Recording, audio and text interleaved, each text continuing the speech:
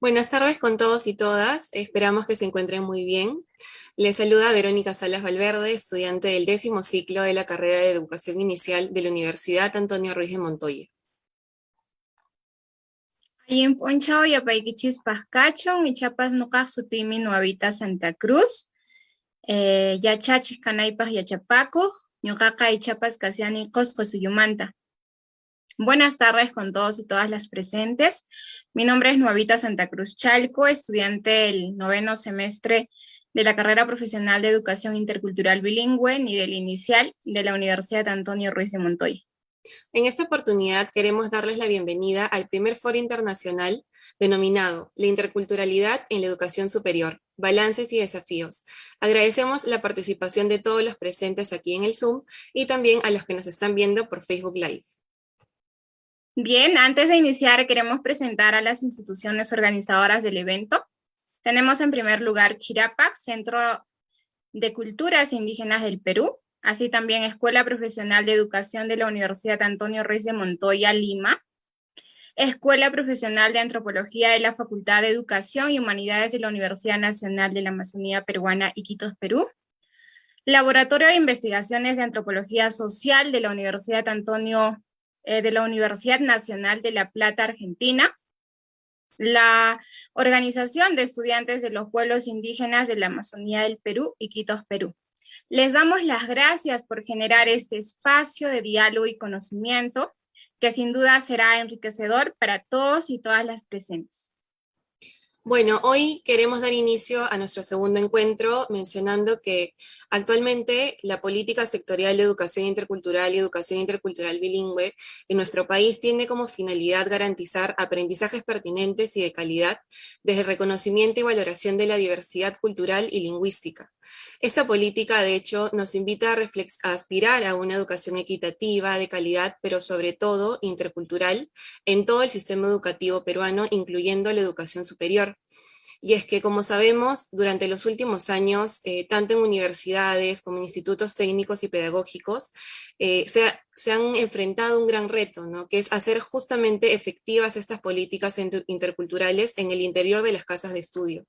Y es que esto implica no solamente reconocer la diversidad cultural, sino también dar apertura a nuevas formas de producción de conocimientos diversos y plurales que ayuden justamente a la construcción de una ciudadanía intercultural. Y es frente a este escenario en el que consideramos pertinente realizarnos las siguientes preguntas. ¿Qué acciones podemos tomar al interior de las universidades convencionales para que los saberes y conocimientos diversos integren la malla curricular en la formación de los diferentes profesionales? ¿Es posible la interculturalidad en la educación superior? Y finalmente, ¿con qué experiencias inclusivas contamos en la actualidad y cuáles son los desafíos a los que nos enfrentamos? Bien, es así que nuestro primer foro internacional tiene como objetivo reflexionar y promover una educación superior intercultural, inclusiva, pluriversal, que reconozca tanto la diversidad de saberes y conocimientos como su validez y poder de transformar la sociedad global. Y que de esta manera este aporte de la construcción a la ciudadanía intercultural cuestionadora de cualquier forma de discriminación y racismo. Para ello, la dinámica será la siguiente. En cada sesión del foro se abordará una temática particular. En esta ocasión el tema ¿es posible la interculturalidad en la educación superior? Para respondernos a esta pregunta tendremos dos expositores muy importantes con gran trayectoria en el tema, en el cual cada uno de ellos tendrá 20 minutos para exponer y luego se abrirá un diálogo entre ambos, en el cual iremos incorporando algunas de las preguntas del público. Cabe señalar que estas nos las pueden hacer llegar a través del chat, tanto como del Zoom como del Facebook Live, de Chirapa y de la Universidad Antonio Ruiz de Montoya. Finalmente culminaremos con una reflexión final a cargo del invitado especial. Recordarles que antes de iniciar con las presentaciones es importante mantener tanto los micrófonos como las cámaras apagadas. Ahora bien, tengo el agrado de presentar y tenemos el agrado de contar en realidad con un académico de gran trayectoria en el análisis de la diversidad cultural. El doctor José del Val, quien cuenta con estudios de etnología y antropología por la Escuela Nacional de Antropología e Historia de México. Es docente e investigador mexicano, director del Programa Universitario de Estudios de la Diversidad Cultural y la Interculturalidad de la Universidad Nacional Autónoma de México. Y además cuenta con numerosas publicaciones como capítulos de libros y artículos en revistas nacionales y extranjeras. Bienvenido, doctor Del Val, agradecemos su participación y desde ya cuenta con 20 minutos para exponer. Adelante.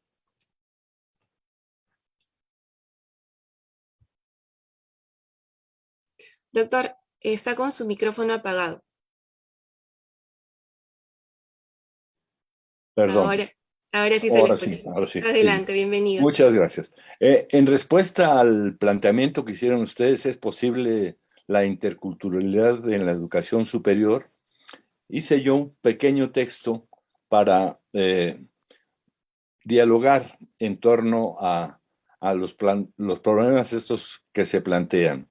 En ese texto se pretende exponer algunas reflexiones derivadas de nuestra experiencia acerca de los retos que se enfrenta el denominado diálogo de saberes como una filosofía emergente en el marco de la puesta en marcha de medidas que pretenden interculturalizar la educación superior impartida por los estados, en donde la diversidad cultural es una condición inherente. En este caso se toma como en cuenta nuestra labor en la Universidad Nacional Autónoma de México. Las luchas contemporáneas de los pueblos indígenas han enfatizado el campo de la reproducción cultural y muy específicamente a los proyectos de formación y educación propios, los cuales se consideran estratégicos para garantizar, en el marco de las actuales complejas y contradictorias condiciones globales, su reconocimiento jurídico y político, su reproducción como pueblos y su florecimiento y expansión de sus culturas. Durante las últimas 2 décadas, el Sistema Universitario Nacional ha desarrollado algunas propuestas cuyo objetivo ha sido el tránsito hacia una reformulación profunda de los paradigmas sociopedagógicos vigentes, con el objetivo de construir nuevos programas, planes, sistemas de educación pública más incluyentes y democráticos que brinden una respuesta más clara a las demandas y reivindicaciones de los pueblos originarios. Sin embargo, las interrogantes para los cuerpos académicos y especialistas de educación e interculturalidad, quienes han sido los encargados de diseñar, planificar e implementar los programas y currículums académicos, aún evidencian notoria insuficiencia en enfrentar el reto de construcción de modelos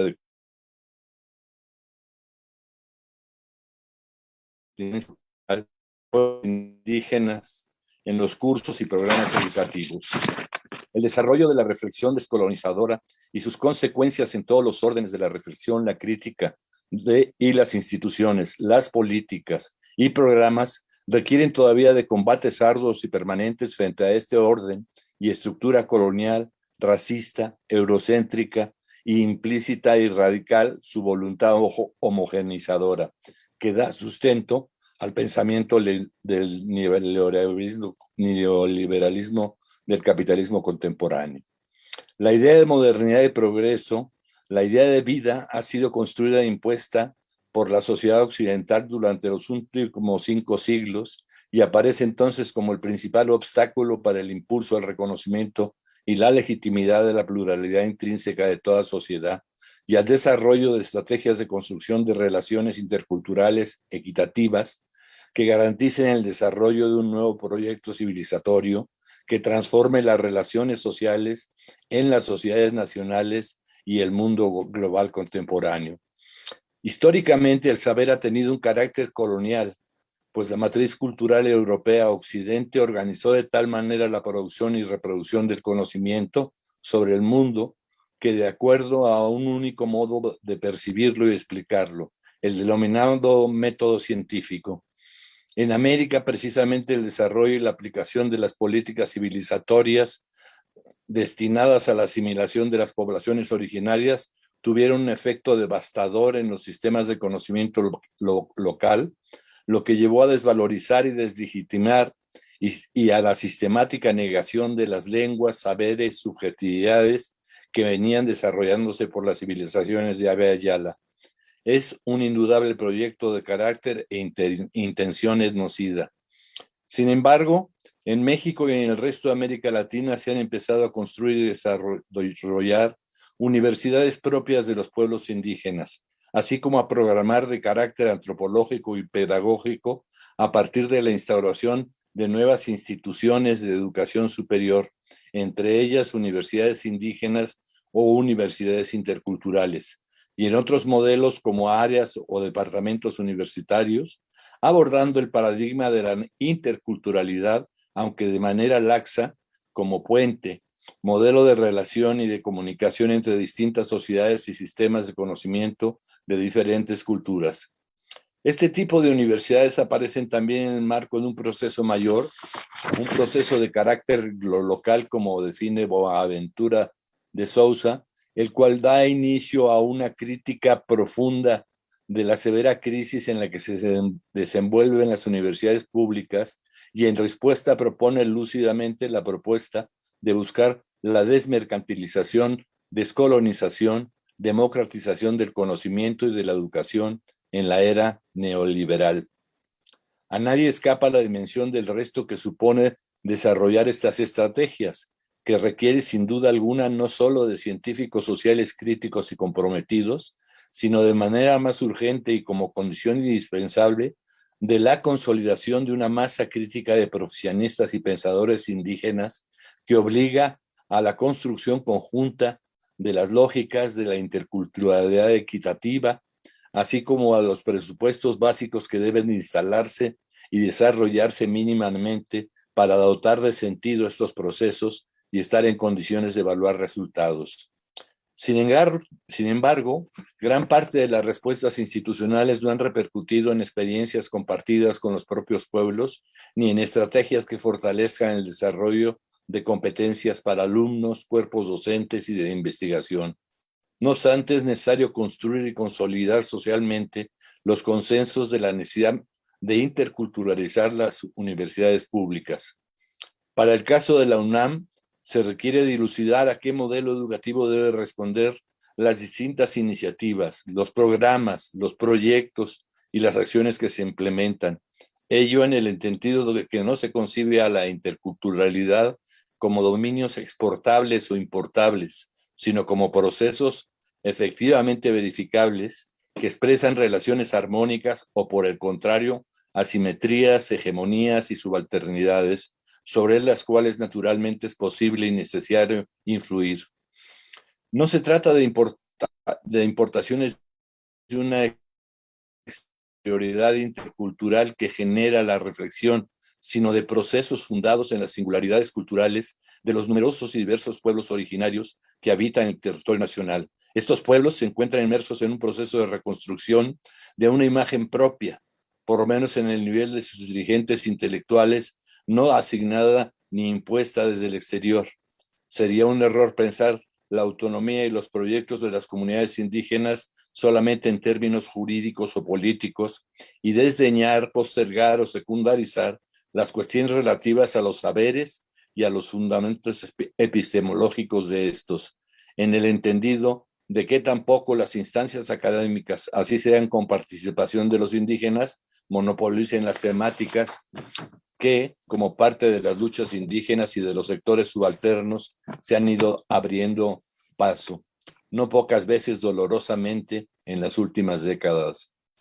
Al lado de la reflexión epistemológica, pero aunada fuertemente a ella, está planteada la cuestión de la sistematización de los saberes indígenas como herramientas pedagógicas formativas que se supone constituyen un elemento nodal de las propuestas educativas interculturales. Invocada desde los más diversos escenarios, la cultura indígena es valorada en ocasiones con argumentos más ideológicos que científicos, con una suerte de metafísica vulgar que la invoca como fundamento del ser mexicano, mientras afuera y afortunadamente tiene lugar la continuidad, venciendo numerosos obstáculos, de las formas locales o tradicionales de transmisión de los conocimientos en los ámbitos comunitarios o familiares. Se trata de los saberes ambientales o médicos, eso que con cierta ligereza se ha llamado educación informal, alimenticios o éticos, ceremoniales o laborales. Se alude con frecuencia a la necesidad de que los especialistas de las comunidades puedan tener acceso a las estructuras educativas, superando la calidad de informantes, pero poco se hace para que estos conocimientos se conviertan en material curriculable para cualquier nivel de educación. Las numerosas etnografías que constituyen el sustrato documental más importante del saber indígena expresado por las formalizaciones etnológicas fuera del ámbito de la comunidad no han dado paso a sistematizaciones cuyo objetivo mayor fuera el de formar nuevas generaciones con elementos temáticos, mecanismos pedagógicos y actores indígenas.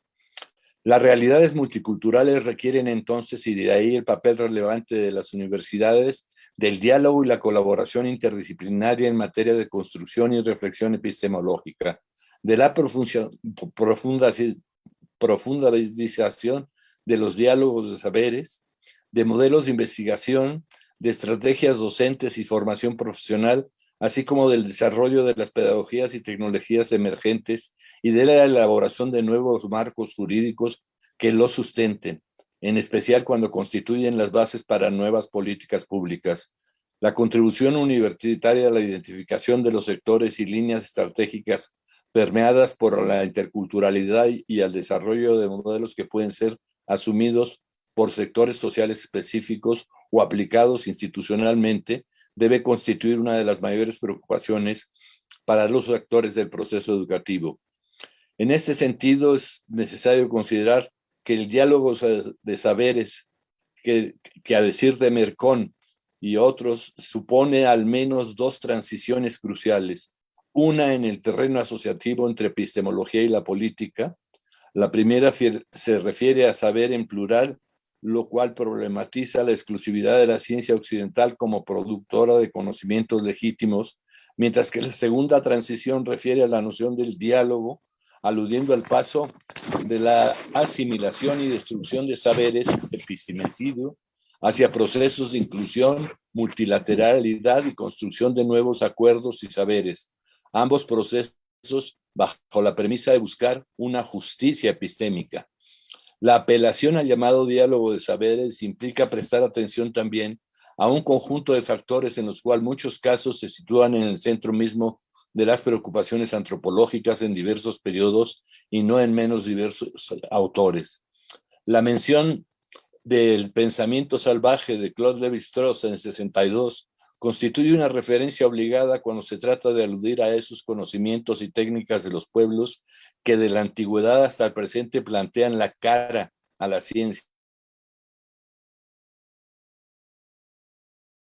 La paradoja es que en el Neolítico, cuando se conforma el dominio por parte del hombre de las grandes artes civilizatorias, cerámica, tejido, agricultura y domesticación de animales, nadie hoy en día se atrevería a explicar a estas inmensas conquistas mediante la acumulación fortuita de una serie de hallazgos realizados al azar o revelados por el espectáculo pasivamente registrado de algunos fenómenos naturales.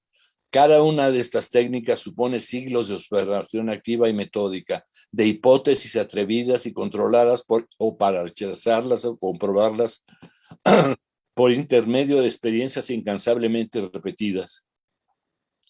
Bastaría simplemente con enumerar los numerosos casos de diversos autores que Lévi-Strauss menciona en el capítulo La ciencia de lo concreto y en su propia obra para advertir cómo las ciencias antropológicas prepararon el terreno que hizo posible la preocupación de numerosos investigadores de todo el mundo por encontrar los mecanismos que permitieran entablar el diálogo con los otros a propósito de sus saberes. Sin embargo, no puede soslayarse el temor de asumir que la complejidad que supone el reconocimiento de la diversidad de principios ontológicos que envuelven en las particularidades epistemológicas y metodológicas de todo orden. Lo anterior constituye una cuestión primordial en el orden del conocimiento y de las relaciones, casi siempre asimétricas, entre los portadores de estos saberes y las estructuras educativas institucionales. Obliga a atender el peso concedido a conceptos y doxiografías que se han constituido como parámetros para juzgar el saber del otro, la cientificidad de los saberes populares tradicionales o indígenas, o su adscripción en los sistemas de creencias. La cantidad y naturaleza de sus recursos en la esfera de los patrimonios culturales tangibles y no tangibles.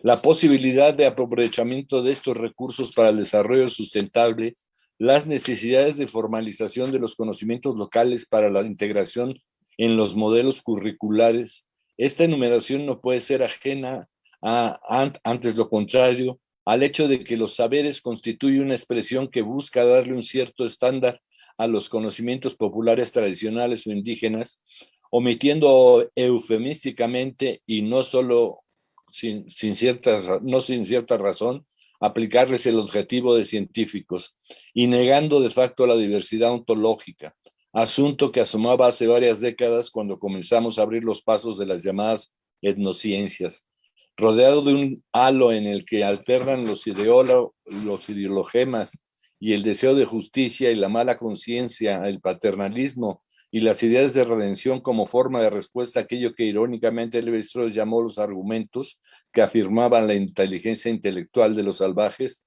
el diálogo de saberes, si se aceptan los postulados que lo sustentan, constituye un desafío para los currículos universitarios, y ello en razón de que numerosas voces plantean su incorporación a planes y programas educativos formales, proceso de inclusión que también, según autores indígenas y no indígenas, debería contemplar el escuchar directamente las voces de los actores, sean estos campesinos, médicos tradicionales, artesanos, etc. Instalado el tema en los ámbitos académicos, despuntan al menos tres grandes problemáticas cuyo trazamiento no es posible eludir. La primera de ellas se refiere a los acuerdos o disensos al interior de los planteles académicos respecto a la valoración de estos saberes, de las herramientas para analizarlos y de las estrategias que se deberían contemplar en el caso de soluciones institucionales. La experiencia en otros campos muestran que antes o al mismo tiempo que se establece el mecanismo para el diálogo de saberes como iniciativa de los actores académicos, es necesario conocer si existe unanimidad al interior de los equipos de científicos y docentes institucionales, especialmente entre los intermediarios y expertos de los discursos interculturales. Se supone que estos nuevos y viejos intermediarios indígenas y no indígenas, gubernamentales y no gubernamentales, pueden y deben entablar un diálogo que propicie el intercambio de sus respectivos saberes comunitarios, escolares, institucionales y ambientales. La realidad, sin embargo, es pródiga en obstáculos instaurados en incomprensiones profundas que impiden los avances sustantivos. La segunda problemática se refiere al ámbitos donde pueden instaurarse los saberes, lo que trata en este caso de responder desde las instituciones de educación superior, sean estas definidas como interculturales o no. Al respecto, en nuestro caso, el PUIC, el que yo dirijo, impulsa un conjunto de iniciativas concentradas en la producción editorial, la difusión, la gestión, el apoyo a proyectos propuestos o reclamos de los pueblos indígenas y afromexicanos. Por ejemplo, en el campo de sistematización de los saberes y los recursos terapéuticos tradicionales indígenas, hemos desarrollado, solicitado y asumido la construcción del corpus de específicos para esa tarea de reconstrucción. Hago un listado de las principales obras. Ocupa en un lugar importante la Biblioteca Digital de la Medicina Tradicional Mexicana, que es una enorme obra de conjunto que tiene concentrada la medicina digital y se puede consultar por internet y un conjunto de publicaciones hechas en algún caso por indígenas y por otros por no indígenas para, por ejemplo, los saberes purépecha, los animales diálogo con la naturaleza, de Arturo Argueta, de Betancourt Posadas, del saber indígena al saber transnacional. Hicimos la recopilación en escrito, se llama, donde está prácticamente todo el principio fundamental del comunitarismo que en México está desarrollándose mucho. Ya hay hasta una universidad comunitaria, en sentido comunitario. Pluriverso, un ensayo sobre el conocimiento indígena contemporáneo, un trabajo de Nina Pacari que ustedes conocen, resistencia epistémica, inteligencia y identidad política en el proyecto descolonial New Campos Navarro, en el texto escrito, lo verán ustedes, el conjunto de obras que hemos publicado en los últimos 15 años, que están referidas y son hechas por propios pueblos indígenas para ir construyendo esa base esencial de conocimiento de los propios pueblos indígenas. Así, para la construcción del diálogo de saberes es necesario también considerar los siguientes aspectos. No se trata de sumar discursos, sino crear nuevos discursos. No se trata de discursos armados, sino sobre la composición progresiva de algo que no está armado. En ese sentido, se requiere ser sensible a la llegada de nuevas entidades. Milos y Wolf profundizan sobre esto. Se requiere una competencia lingüística sociocultural. El interlocutor debe saber las normas socioculturales del grupo con el cual está comunicando para que su producción sea adecuada. De Yahaya Luzvinki, también la competencia intercultural es cuando el hablante es capaz de descodificar los enunciados de la lengua meta y se comunica por excelencia con los miembros de la cultura meta. Y la define como la habilidad de encontrar un equilibrio entre modelos de culturas diferentes. Se requiere ir más allá de la interdisciplina. Ello implica que la comprensión y la intervención social sobre la naturaleza que rebasa el campo de lo privilegiado de las ciencias y de la racionalidad dominante para pensar la sustentabilidad desde el encuentro de los seres constituidos por saberes, abriendo la puerta de la historia desde la relación ética del sur con los otros. Enrique Leff, conocido seguramente por todos ustedes. El diálogo de saberes implica el reconocimiento de derechos diversos, remite a la justicia hacia otros, justicia que no se disuelve ni se resuelve en un campo unitario de derechos humanos, sino en un derecho a tener derechos diversos de seres diferenciales por su cultura. Se requiere reconocer la pluralidad de saberes. Para ello es necesario problematizar la exclusividad de la ciencia como productora de conocimientos legítimos y las aperturas a la pluralidad de saberes y formas de saber, además de pasar de la asimilación, sustitución o destrucción de saberes a los procesos de escucha, inclusión, negociación multilateral, generación de acuerdos y construcción de nuevos saberes. En ambos casos, el concepto de diálogo de saberes se ofrece como un marco.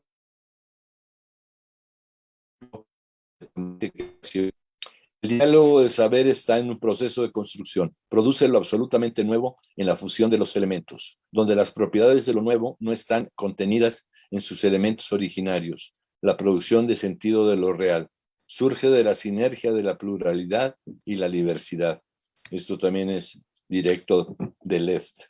Y a manera de conclusiones, sin duda alguna, la profundidad de los cambios que actualmente se exige a los estados y a las sociedades latinoamericanas están actualmente sometidos a una intensa presión y debate popular sin interlocución social suficiente y libre. Desgraciadamente, las señales de las reformas que cotidianamente van estableciendo no auguran cambios sustantivos en la relación con los pueblos indígenas y el Estado Nacional.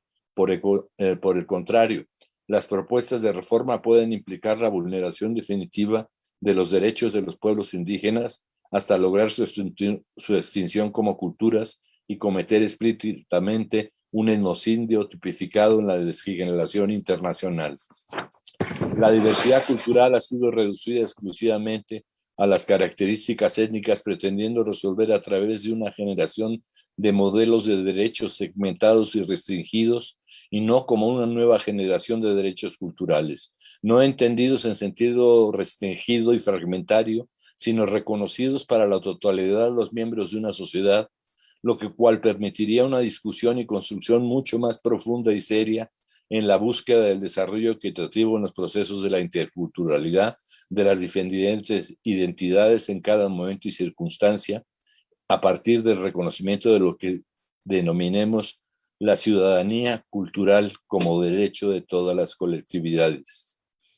Hoy en día las sociedades latinoamericanas tienen una tarea pendiente: articularse, empoderarse y servir de contrapeso a las instituciones ejecutivas, legislativas y de justicia para democratizar los estados y restarle poder a los gobiernos centrales. En otras palabras, para ir construyendo una ciudadanía responsable, espacios crecientes de autonomía, poder y decisión. En el campo de la educación, las políticas públicas tienen que considerar, por un lado, las condiciones estructurales de desigualdad que afectan a los más diversos aspectos de la vida social y material indígena.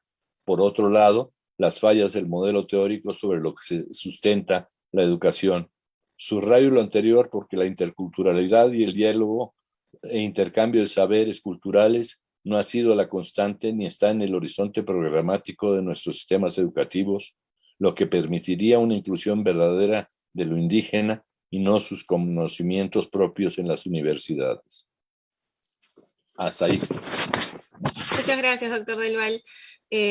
Muchas gracias por sus aportes. De hecho, qué importante justamente cuando menciona estas condiciones, ¿no? Para construir esta base esencial de conocimientos y diálogo de saberes, que es justamente para crear nuevos discursos desde una construcción sensible, ¿no? Con una competencia lingüística tanto sociocultural como intercultural, ¿no? Justamente para encontrar el equilibrio entre las diferentes culturas y para reconocer la diversidad justamente también de saberes desde la escucha y la inclusión. Muchas gracias por sus aportes.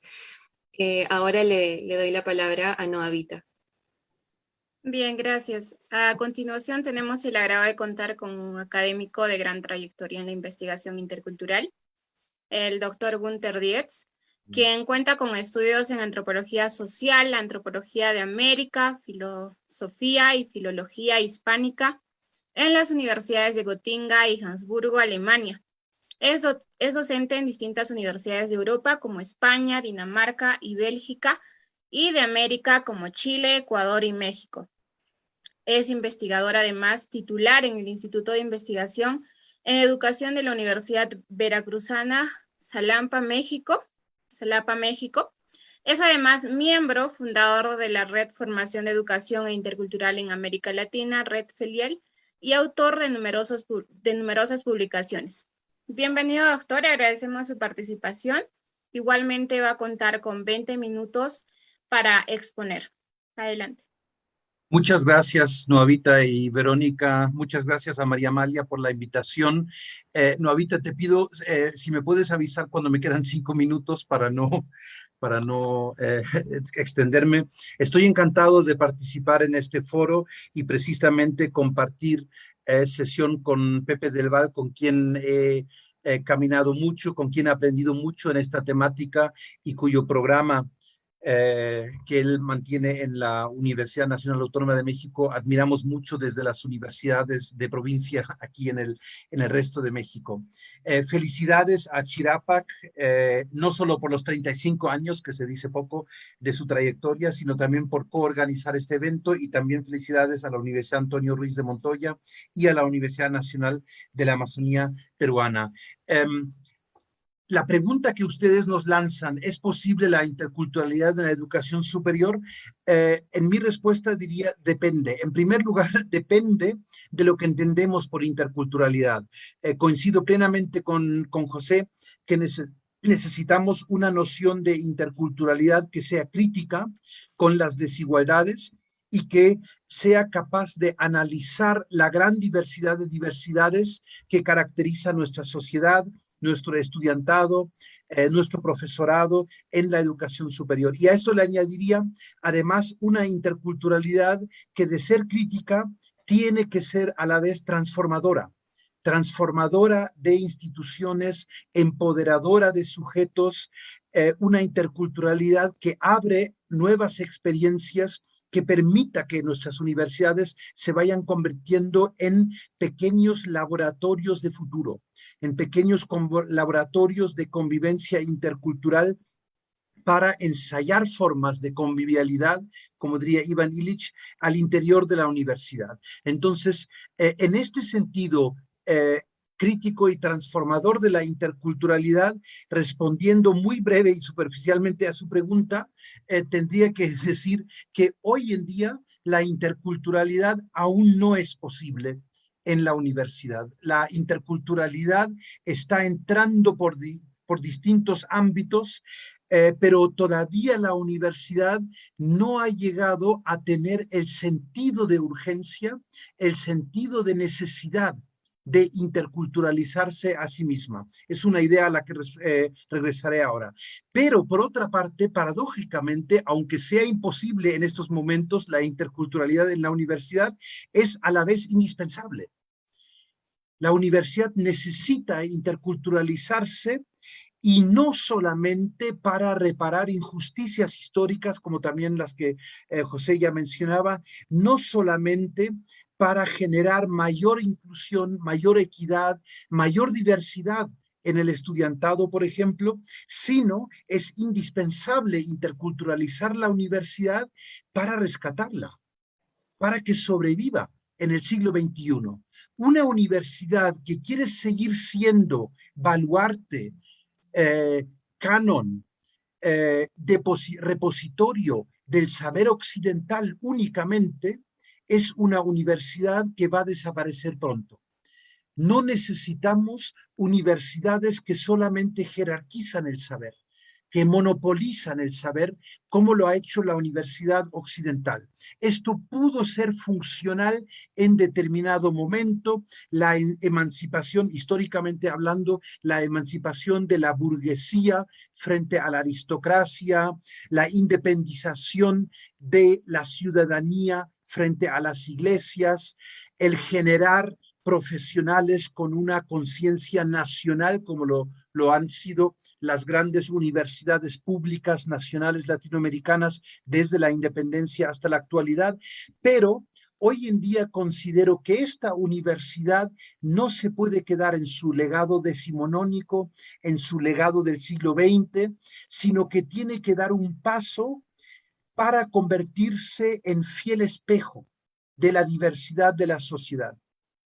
Y en este sentido, preocupa el que se estén generando medidas para supuestamente interculturalizar la universidad que a su vez generan contradicciones.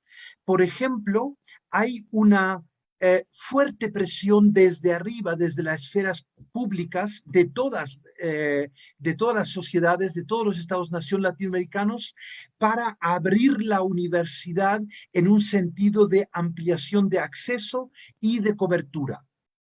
Esto es muy importante, esto puede contribuir a democratizar la universidad precisamente porque hasta la fecha la universidad sigue reflejando un sesgo de clase, un sesgo de origen étnico, un sesgo de género y un sesgo de origen urbano frente a rural. Entonces, estas políticas de acceso, ampliar la matrícula, generar nuevas ofertas educativas de educación superior, me parece muy importante. Pero a la vez que se genera esta política, se está generando otra precisamente por las luchas de los pueblos originarios y de las comunidades afrodescendientes que José ya mencionaba, que es la lucha no únicamente por el acceso, por el derecho humano a acceder a la educación superior, sino por acceder a una educación superior que sea coherente con mis derechos colectivos, mis derechos culturales, lingüísticos como pueblo.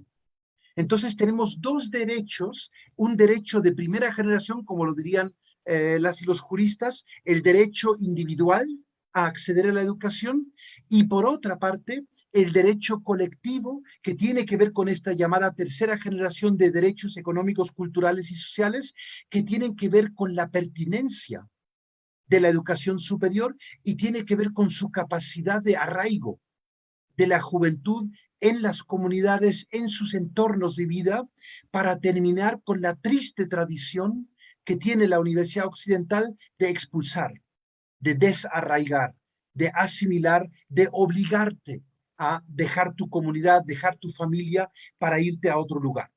Entonces, esto para mí es un punto de partida muy importante. Estamos en una situación en la que las políticas de educación superior son sumamente contradictorias.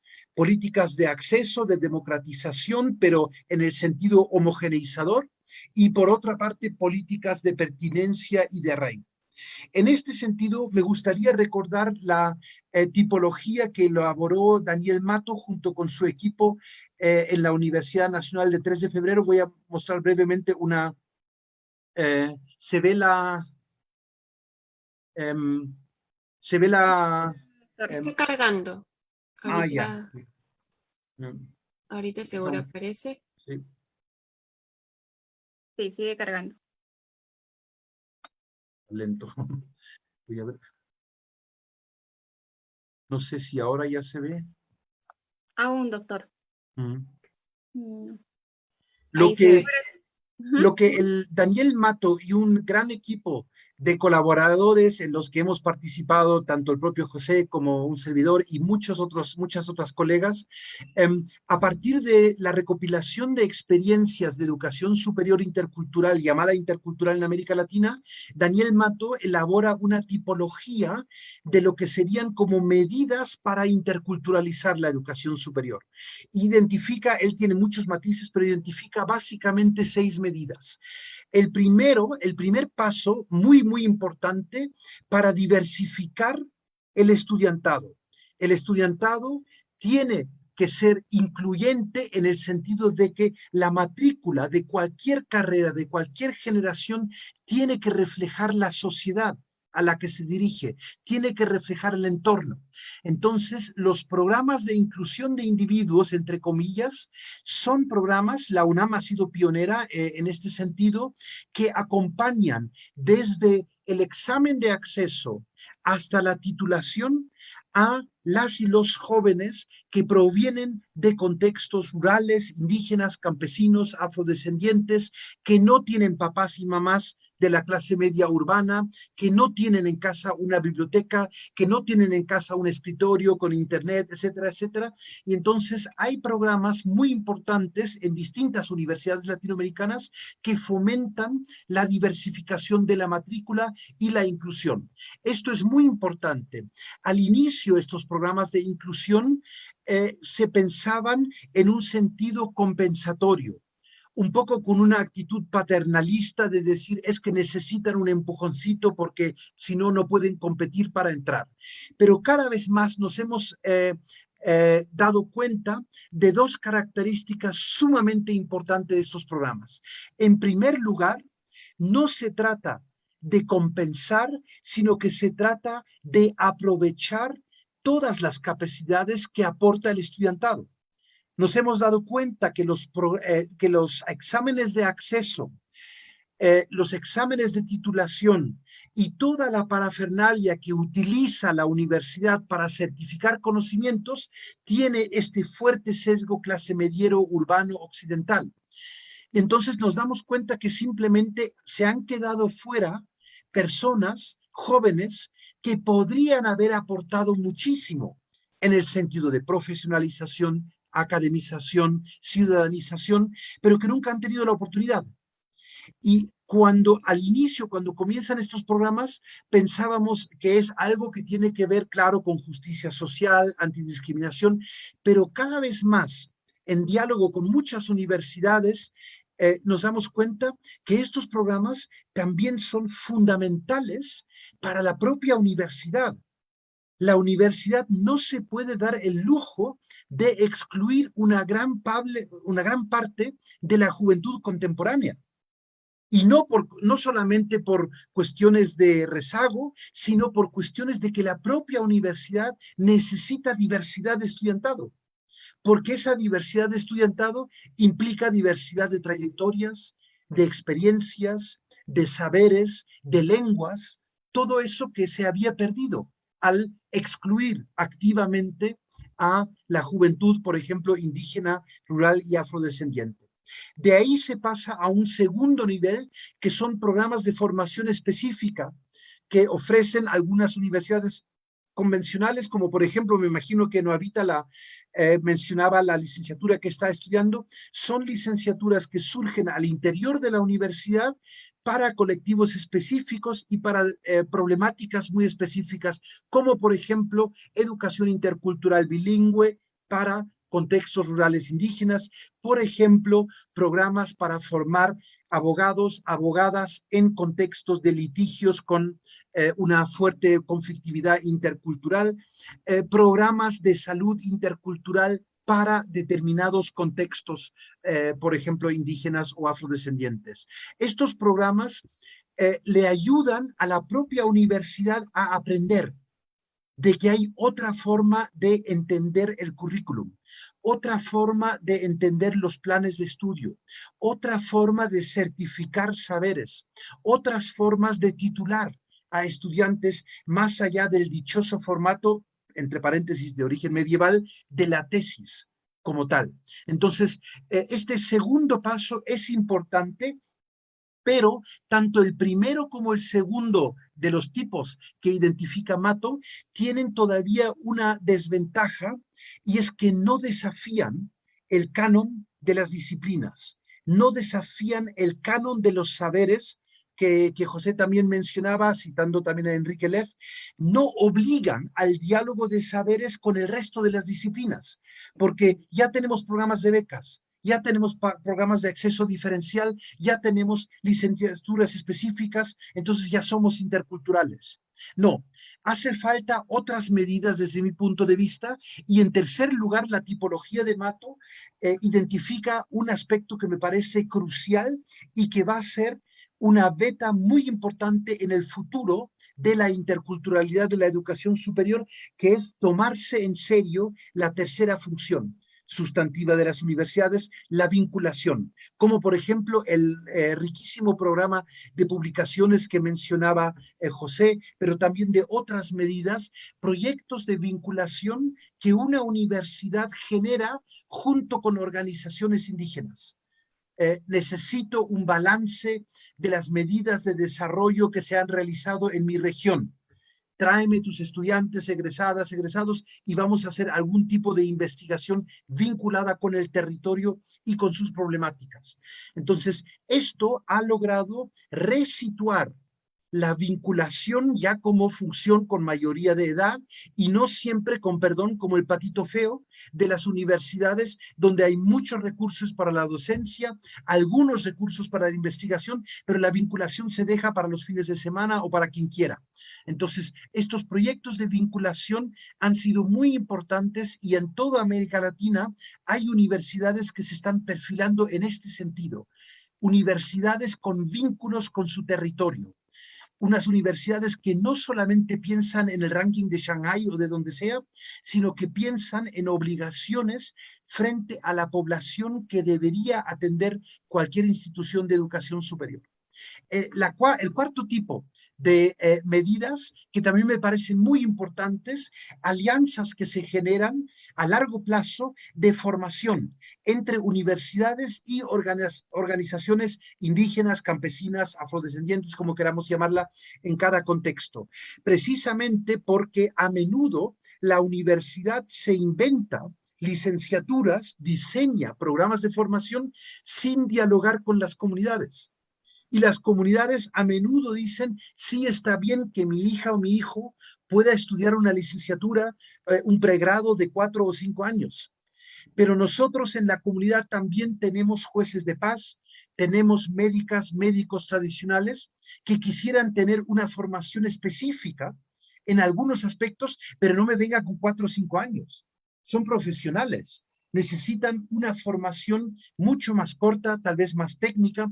Entonces, esta formación, esta educación continua está siendo desarrollada por algunas universidades, siempre en estrecho diálogo con estas organizaciones. Esto es una beta muy importante para el futuro de las universidades, le da mucha legitimidad, le da mucho arraigo y mucha relación estrecha entre actores, por ejemplo, comunales, municipales, agrarios, etcétera, y actores académicos. Porque además, ustedes saben, estas medidas de formación continua realizadas fuera del aula, realizadas en el territorio, junto con los cabildos, junto con las comunidades, no solo significan aprendizajes para quienes reciben este tipo de formación, sino también para quienes las impartimos, ¿no? Como decía María Bertelli, son siempre interaprendizajes. Entonces, la universidad aprende junto con las organizaciones indígenas. En quinto lugar, tenemos universidades que se dan cuenta por todo lo que está ocurriendo a lo largo y ancho de Abya Yala, se dan cuenta que se encuentran en contextos indígenas. Algunas universidades se van, generan programas, se generan sedes, generan campus en contextos indígenas, en territorios indígenas, pero otras se dan cuenta. En México hay universidades agronómicas que llevan décadas trabajando en contextos indígenas y que ahora asumen ese carácter indígena de su estudiantado, pero también el carácter indígena de todo el contexto en el que enseñan y aprenden. Entonces, esto también es un insumo muy importante, comenzar a indigenizar, entre comillas, indigenizar desde abajo los programas educativos para que sean pertinentes para el contexto. La Benemérita Universidad Autónoma de Puebla, por ejemplo, una de las grandes universidades públicas de México, ha generado hace poco un programa, un pregrado específico que tiene que ver con patrimonio biocultural y gestión territorial. Y ese programa no lo oferta en la metrópoli de Puebla, sino la oferta en la Sierra Norte de Puebla, en Cuetzalan. Entonces, ahí hay una relación muy estrecha con el territorio. Y por último, tenemos estas llamadas universidades indígenas, universidades interculturales o universidades comunitarias, como también las mencionaba Pepe, que son instituciones que se piensan a sí mismas desde su creación como instituciones interculturales. Esto es un paso importante porque son instituciones que en primer lugar se autorruralizan. Me parece muy importante dejar de pensar que los saberes académicos son igual a saberes urbanos. Esto es parte de la colonialidad que sufrimos. Epistemológicamente, los saberes siempre son contextuales. Y en ese sentido, hay una gran diferencia entre saberes transmitidos en contextos metropolitanos urbanos y saberes haceres transmitidos en contextos rurales. Entonces, cuando la universidad sale de la ciudad y se traslada a la comunidad, todo cambia. La comunidad tiene mecanismos propios de reciprocidad. La comunidad a menudo dona un terreno a la comunidad, a la universidad, pero a cambio quiere algo. Y no quiere simplemente que se estén produciendo licenciadas, licenciados, maestras, maestros y doctores para el mercado mundial, sino que quiere a cambio un impacto de las investigaciones, de las tesis de licenciatura, de pregrado, de los distintos programas de vinculación y de formación, un impacto local. Y eso obliga a repensar la docencia, a repensar la investigación y a repensar, obviamente, la vinculación. En este sentido, las llamadas universidades interculturales pueden dar, con todo su problema que tienen de financiación, reciente creación, escasa profesionalización a menudo de la planta docente, precarización, etcétera, estas universidades interculturales, aún con estos problemas, pueden comenzar, y estoy seguro que van a comenzar a dar en el futuro interesantes y muy importantes lecciones para la interculturalidad en cualquier universidad, precisamente porque ya tienen una práctica de cómo negociar con actores clave a nivel local y regional, cómo comunicar el contenido de una carrera que puede tener nombres muy rimbombantes como educación intercultural y bilingüe o derecho con enfoque de pluralismo cultural o pluralismo lingüístico o carreras como salud intercultural, turismo, etcétera, pueden comunicar este tipo de contenidos en sus entornos cercanos. Y esto genera nuevamente vínculos. Varias de estas universidades interculturales, las que mejores experiencias tienen, nosotros hemos hecho un estudio comparando experiencias solamente en México, no conozco tanto en otros contextos, y hay universidades que tienen un muy buen desempeño y otras que tienen muchos problemas, pero aquellas que tienen un arraigo a nivel local y regional son aquellas que han creado consejos consultivos, que han creado mecanismos de escucha mutua entre actores comunitarios y actores académicos. Han creado canales, por ejemplo, invitando a sabios y sabias de la comunidad para que coimpartan algunos saberes al interior del aula o al interior del campus, o a través de visitas a la comunidad, comenzar a hibridizar, comenzar a mezclar esta tradicional dicotomía entre el saber áulico y el saber extraáulico comunitario. Entonces, hay grandes experiencias. Y quiero terminar con un ámbito que me parece central también para las experiencias de estas llamadas instituciones interculturales de educación superior, que es un gran pendiente en la mayoría de las universidades latinoamericanas, que tiene que ver con lo que en otras partes del mundo llamamos normalización lingüística. Ustedes saben, países como Perú, como Colombia, como México, como Brasil, son hiperdiversos, lingüísticamente hablando. Y aún así se dan el lujo de impartir carreras en una sola lengua. Cuando la sociedad es plurilingüe, cuando la realidad para la que estás formando a una médica, a un abogado, a una ingeniera, a un maestro, cuando la realidad es plurilingüe, tú impartes tus carreras como si todo el mundo fuera monolingüe. Esto es un retroceso, esto es un legado del siglo XIX, cuando se trataba de asimilar, de nacionalizar poblaciones, pero hoy en día es completamente disfuncional.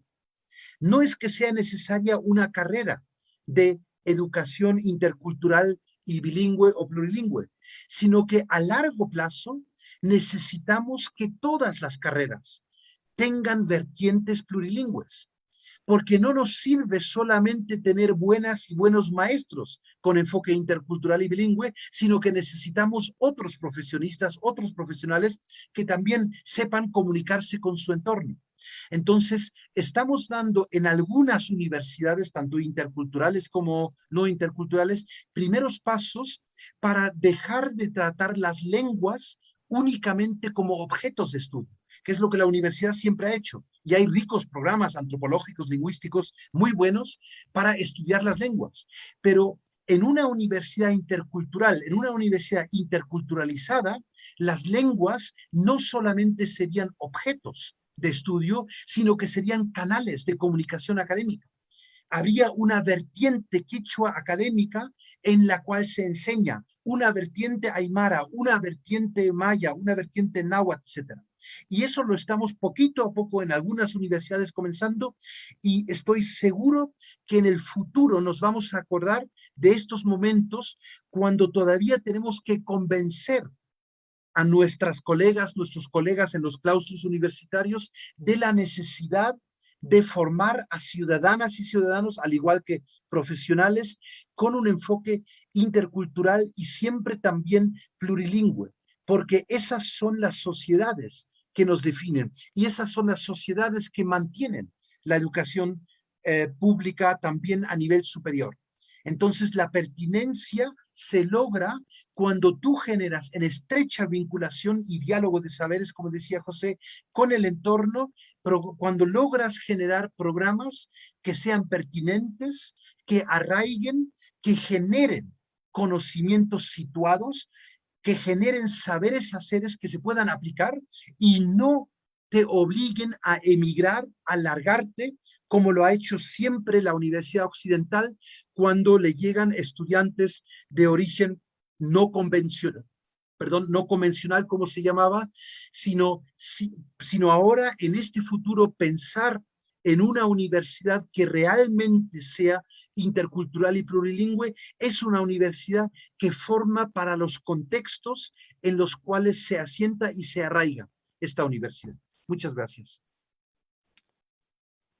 Muchas gracias, doctor Günther Dietz. En realidad, muchas cosas importantes, las que nos ha podido brindar conocimientos más que todo.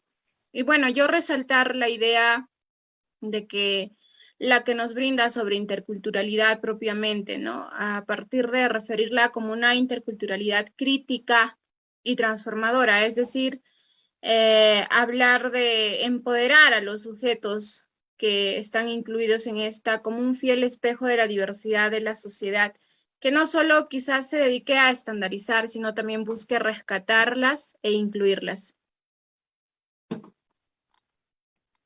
Gracias, doctor. En este momento queremos agradecer a ambos por sus exposiciones. De hecho, nos han dado aportes muy valiosos y muy enriquecedores.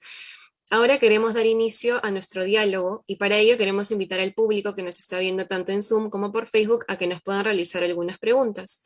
Pero en este momento quisiera comenzar yo con este diálogo. De hecho, el doctor Gunther Dietz comentó y dio una frase bastante interesante y yo creo impactante, ¿no? Que debemos interculturalizar la universidad para rescatarla. Y por ejemplo, en el caso peruano, les quería comentar que la ley peruana justamente exige para ser docente de universidades contar con grado de magíster, lo que obviamente resulta una dificultad para encontrar docentes para estos programas de educación intercultural bilingüe. Y que claro, no permite la inclusión justamente de sabios de la comunidad o es muy difícil encontrar especialistas en ciertas ramas que cumplen este requisito. Entonces, lo que queríamos saber un poco era cómo se ha manejado esta situación en sus países. Quizá, ¿quién quisiera comenzar respondiendo a la pregunta? Pues si respondo yo, en México hay un problema enorme en ese sentido, porque, por ejemplo, tenemos regiones como la región maya, donde el 50% de la población maneja el maya, habla el maya, y no hay una secundaria en maya, no hay una preparatoria en maya, no hay una universidad en maya, la brutal imponente no aceptación de la diversidad lingüística en México es brutal, es brutal. O sea, por ejemplo, la Ciudad de México, que está en el Valle del Anáhuac, prácticamente está todo, los sitios, los lugares, las montañas, las flores, los frutos, todo en náhuatl. Y nadie habla náhuatl, ¿no? Está como el náhuatl está reducido a un grupo que vive en cierta zona, así, etcétera. Entonces, están enclaustradas y yo coincido yo me imagino un México donde en la región maya se va a hablar en maya y en español, que se les dé la gana, y en la región náhuatl y en español, en la región huichol, en huichol, en wixárika, en español. Ese es el verdadero. Y de ahí, pensando en el planteamiento de Gunther también, las universidades tienen que responder a eso, ¿no? A eso, o sea, las universidades te deben de enseñar en la lengua de tu territorio, porque además eso, separar las lenguas de los territorios, ¿no? Es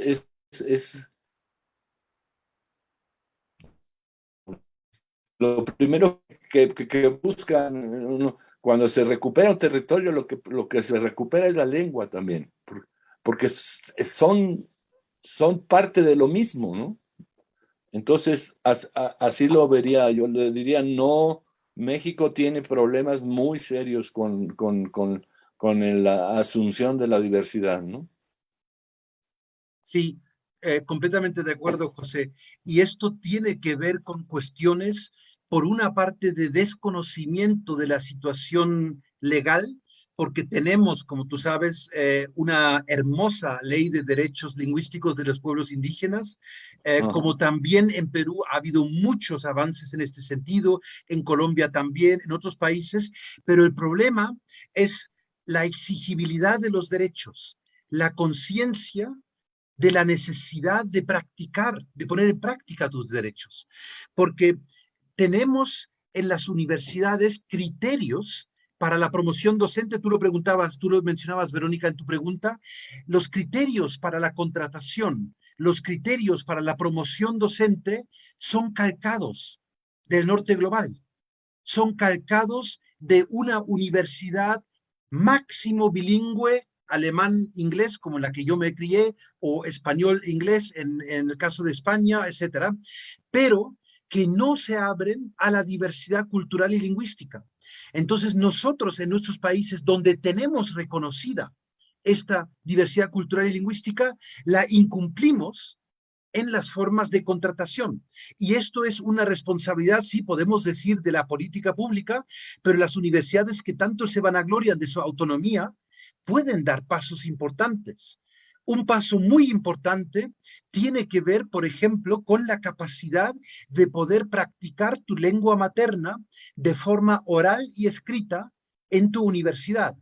Tú como estudiante, pero también tú como docente. Intenta en América Latina publicar tus resultados de investigación en quechua o en aymara o en guaraní o en náhuatl o en maya. Intenta mandarlo a una de esas revistas indizadas que tantos puntos nos da en nuestro currículo. No los van a aceptar y no las aceptan incumpliendo los derechos lingüísticos. Pero nadie los ha llevado, nadie los ha denunciado. Entonces, esto va a ser un proceso muy lento. Ahora en la Universidad Veracruzana Intercultural, un equipo coordinado por Rafael Nava y Miguel Figueroa terminó un libro académico en náhuatl y está buscando editorial que no sea de autoedición, porque al final acabamos yendo a la fotocopiadora para editar lo que queramos, y es muy difícil porque ni siquiera encuentras quienes puedan dictaminar. Porque sí te publican tus libros de poesía, sí te publican libros de mitos y leyendas prehispánicas, sí te publican libros bilingües. Pero yo como hablante pongamos, del maya, no tengo por qué recurrir a una edición bilingüe si quiero leer de mis saberes. Como una persona que tiene castellano como lengua materna, no le obligamos a leer un libro castellano-inglés, lo hace en castellano. Pero ¿dónde está esa universidad que produce textos en las lenguas? Entonces, esto es un gran pendiente.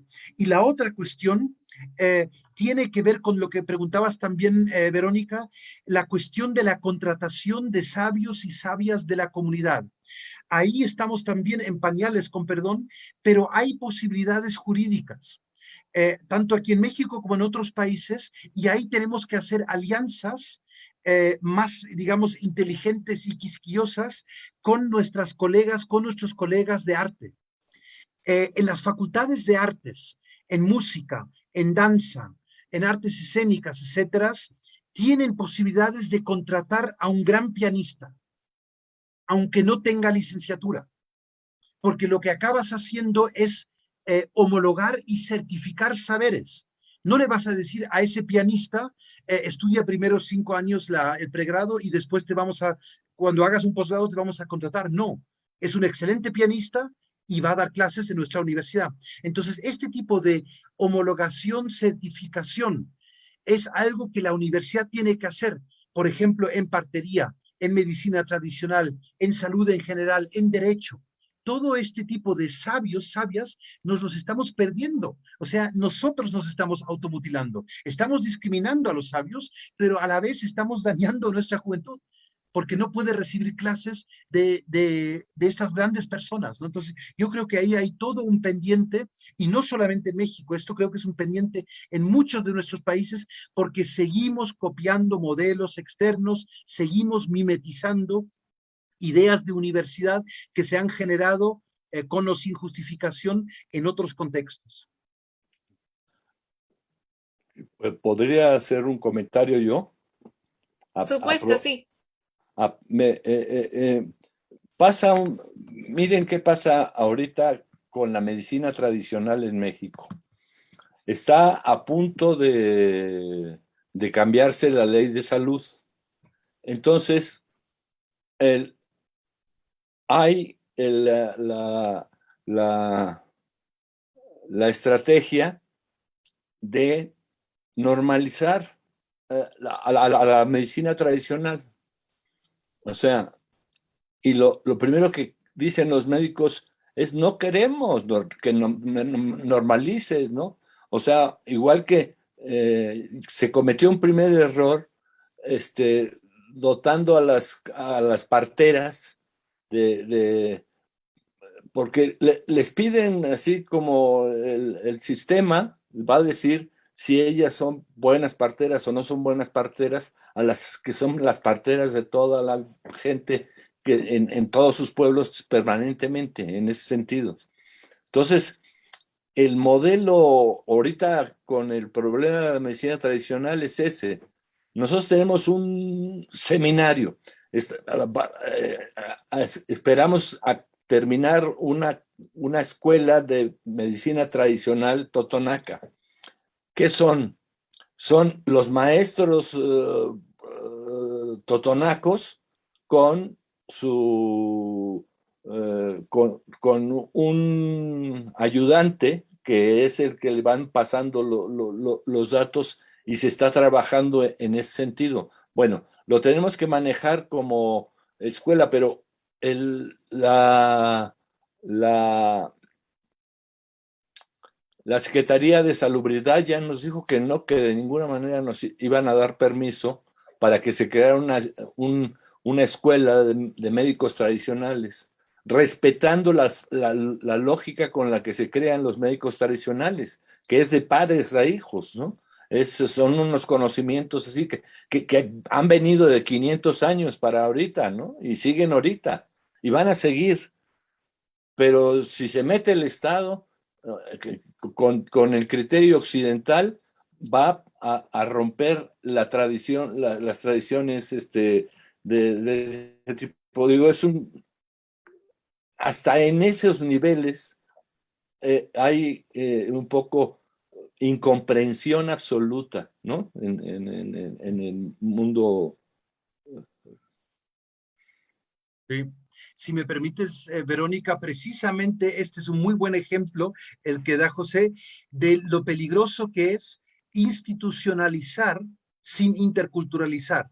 Porque eso es lo que está pasando con la medicina tradicional. La quieren institucionalizar, le quieren poner un sello burocrático institucional, pero le están quitando todo, todo el saber mundo vivencial, contextual, intergeneracionalmente transmitido. Entonces, por eso no funciona, porque no se está acudiendo a un diálogo de saberes. Lo importante es trabajar, Roberto Campos lo ha hecho mucho en la UNAM, lo importante es trabajar la complementariedad de las funciones de una partera con las funciones de otros especialistas médicos, tanto de origen comunitario como de origen académico.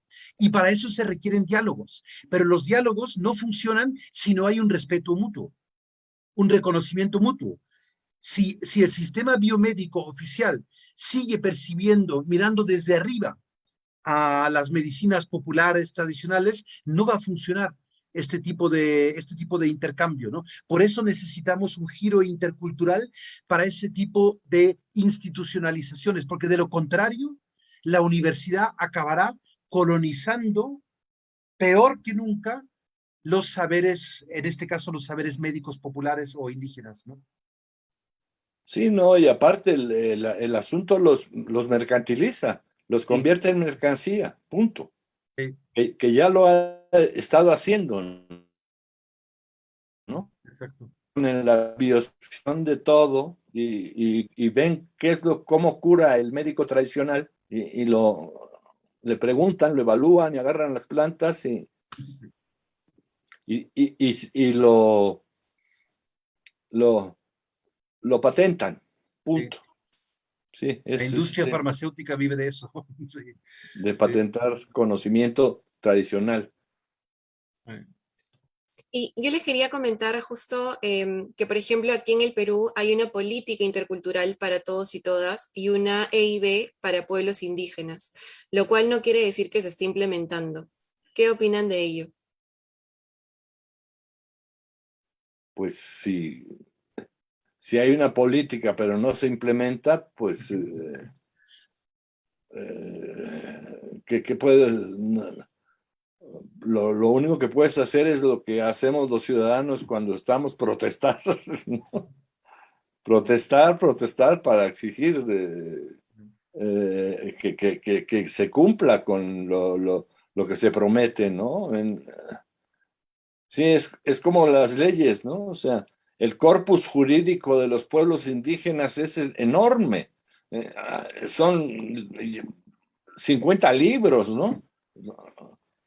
entre el convenio 269, la Declaración Universal, la otra declaración, todo es increíble la cantidad de derechos que tienen y no los ejercitan, lo que se decía Gunther con mucha razón, no se cumple lo que se dice.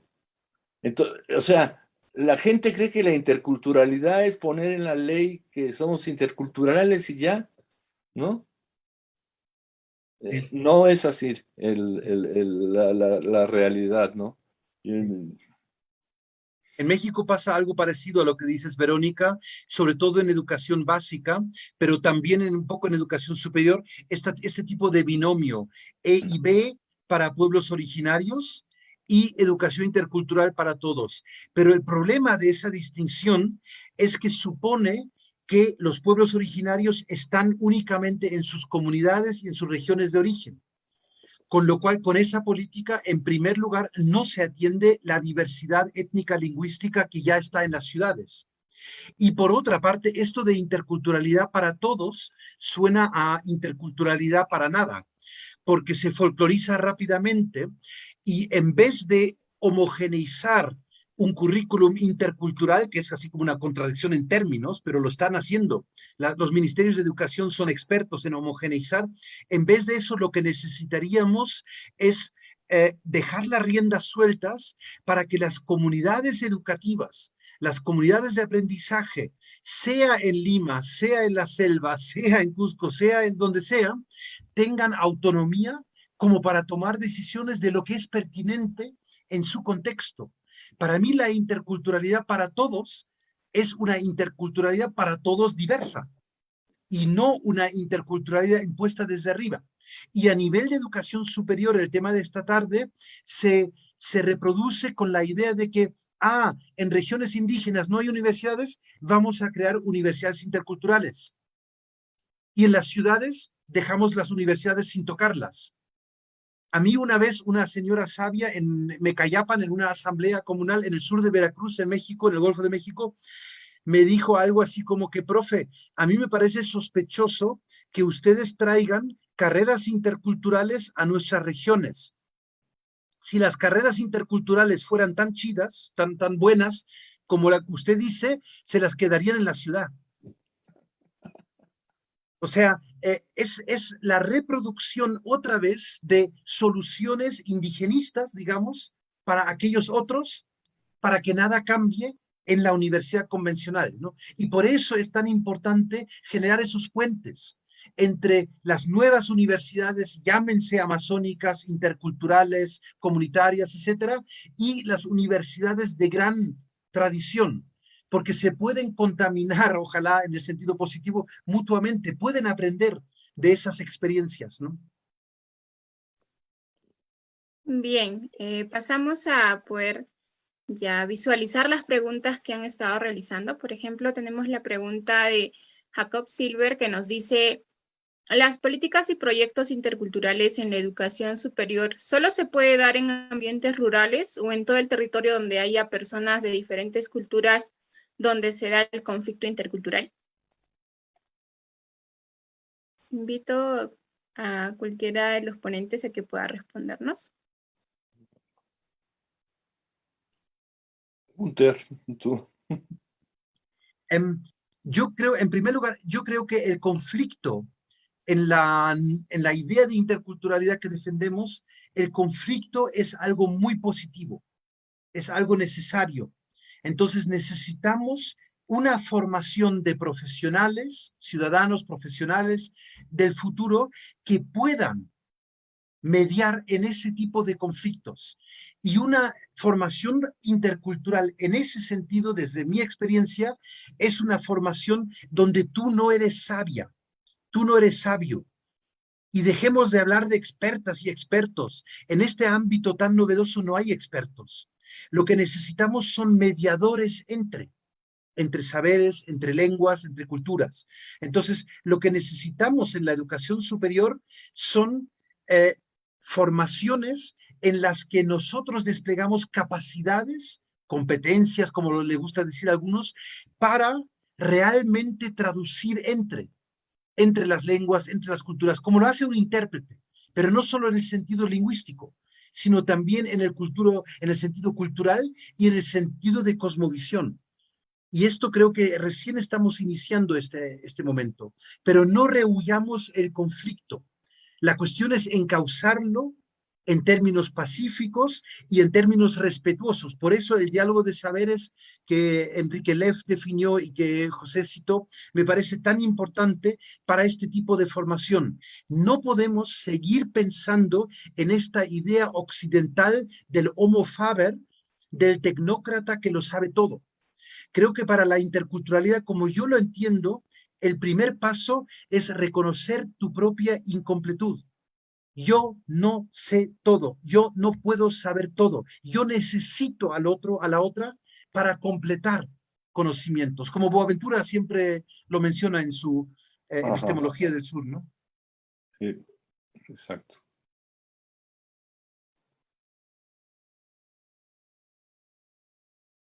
En este caso, tenemos la pregunta de David Valencia en el chat, que dice, interculturalizar a las escuelas de educación superior en México se enfrenta al hecho de que estas escuelas mantienen entre sí una gran diferencia operativa. Hay universidades autónomas, estatales, institutos tecnológicos, escuelas normales, universidades interculturales, tecnológicas, politécnicas. ¿Interculturalizar la educación en esta diversidad de escuelas es posible? Pues sí, yo creo que sí, con la lógica que está planteando Gunther, ¿no? O sea, hay que abrir el espacio de la discusión de la interculturalidad y eso, saber que plantear la interculturalidad no es que ya exista, sino es que hay que construirla, es una cuestión de diálogo permanente. La construcción de la interculturalidad es diálogo, punto. Porque ¿qué es interculturalidad? Interculturalidad es un diálogo el que se establece entre unos y otros para construir cosas conjuntamente en ese sentido, ¿no? Entonces, es que, ¿sabes qué pasa con la interculturalidad? Que hace, da cuenta como que hablamos de la cultura en segmentos, segmentada, y la cultura no está segmentada. Entonces, yo por eso en algún momento defino la dimensión cultural de la ciudadanía, ¿no? O sea, todos tienen dimensión cultural en México, ¿no? Los pueblos originarios, ¿no? Pero, y los otros, si se les dice mestizos, simple y sencillamente no estás entendiendo que es un término racial que no hace ningún tipo de referencia concreta a ningún tipo de ritualidad. Entonces, todos tenemos una dimensión cultural. Y hay familias que tienen 400 años en México y que, digamos, los libaneses, ¿no? Y ahí están, y están los alemanes, y están los italianos, y están, o sea, México es un país con una enorme diversidad de gente y de tradiciones que están ahí latentes, ¿no? En ese sentido. Entonces, si dices, hay rurales, etcétera. Ahora, una cosa que sí es necesario es las universidades regionales tienen que estar de acuerdo a su territorio. Eso sí, para mí es muy, muy claro, que deben tener una especial, particular comprensión de su territorio y trabajar con su territorio en ese sentido. Ahí sí lo veo yo como importante.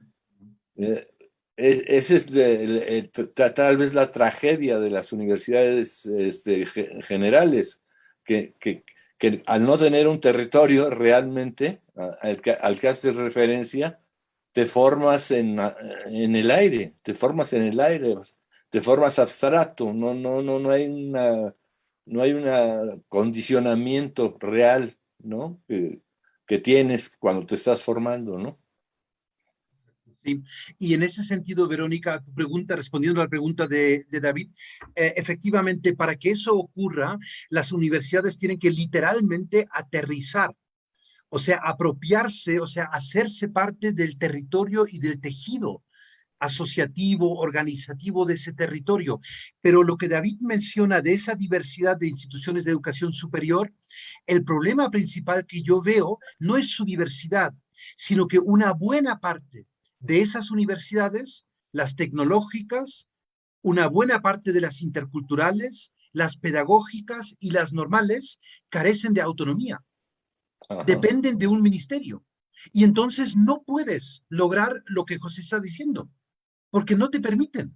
Yo estoy en contacto con varios tecnológicos aquí en Veracruz y me dicen qué bonito eso de la vinculación, pero yo tengo unas directrices y el programa de vinculación lo define el Instituto Tecnológico Nacional de México y lo define en la Ciudad de México, que Sí. obviamente no conocen el territorio, no conocen las prioridades. Entonces yo creo que el primer paso, y es algo en general, en el fondo esto no tiene que ver con interculturalidad, pero el primer paso en todos nuestros países, en los sistemas educativos, sería eh, reconocer las instituciones y sobre todo a sus docentes como mayores de edad. O sea, ¿qué miedo le tienen al magisterio? ¿Qué miedo le tienen a los docentes? Déjenos, como en otros países que a ustedes tanto les gusta copiar, déjenos que hagan sus planes de estudio, que hagan sus currículums, sí, con alguna pizca nacional, obviamente, pero que realmente sea la comunidad educativa la que defina las prioridades de educación. Ahora en la pandemia lo hemos vivido. Qué tontería, con perdón, esto de que los aprendizajes perdidos y ay, qué mal estamos. ¿Por qué no primero preguntan qué han aprendido? ¿Y cómo lo han aprendido? Y ese es el punto de partida de un nuevo currículum, pero un currículum pensado desde abajo hacia arriba. Y en las universidades tecnológicas, yo no sé en otros países, pero en México la experiencia, ahora está cambiando, pero la experiencia ha sido terrible. Se han creado universidades tecnológicas en pequeñas ciudades rurales, contextos rurales, y las carreras son las carreras de las ingenierías que se ofrecen en la Ciudad de México. Con lo cual, si tú eres egresada, o en la mayoría egresados hombres de una ingeniería, lo único que puedes hacer es largarte para encontrar un trabajo.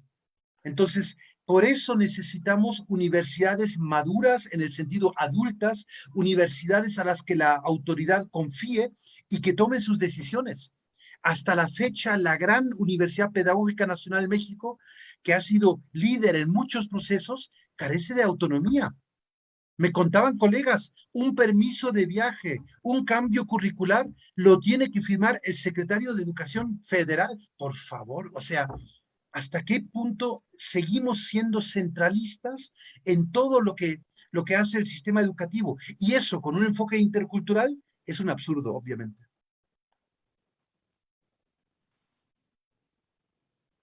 Bien, agradecemos en realidad a nuestros expositores por sus respuestas y a nuestro público por todas las preguntas que han estado realizando.